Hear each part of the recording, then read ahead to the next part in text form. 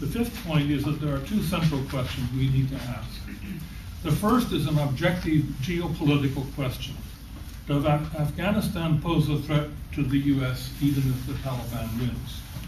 And remember that the American right wing argued that if China went communist, that San Francisco would be next, and that if Vietnam went communist, Los Angeles would be next.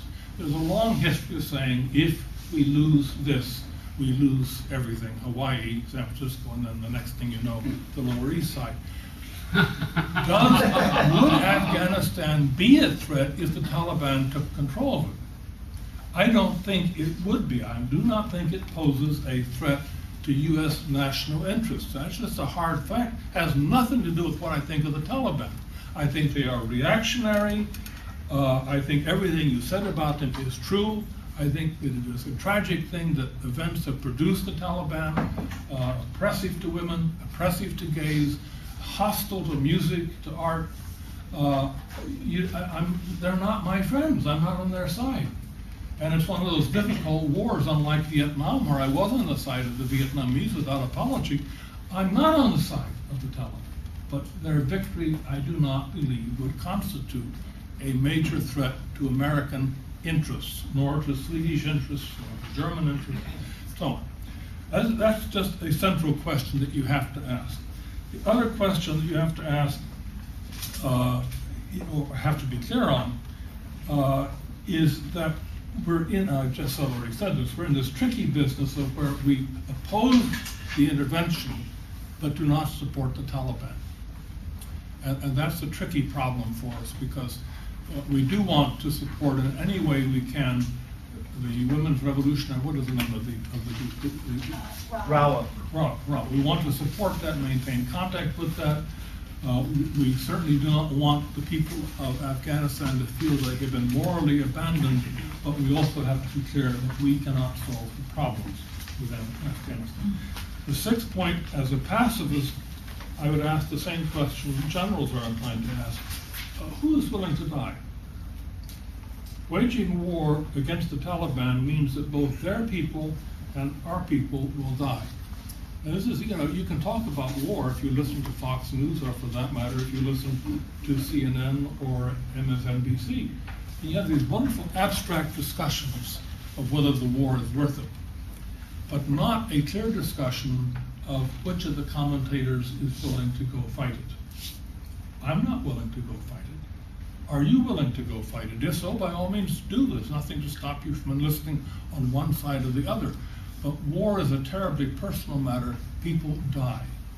If you're not prepared to be engaged in that, I think you ought to be cautious about talking about it. We've lived under Bush for 8 years with a cabinet that was made up largely of draft dodgers and which was gung-ho for war in Iraq. None of them risked anything.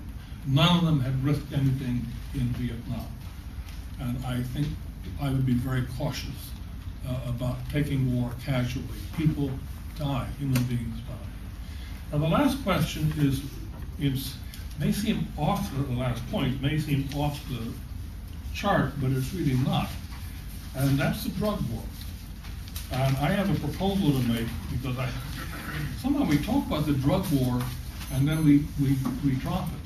I'd like to propose that the United Nations buy up the entire stock of opium at market rates and stockpile it, as we do in this country. We buy up butter or grain and things and stockpile it, maintain the price.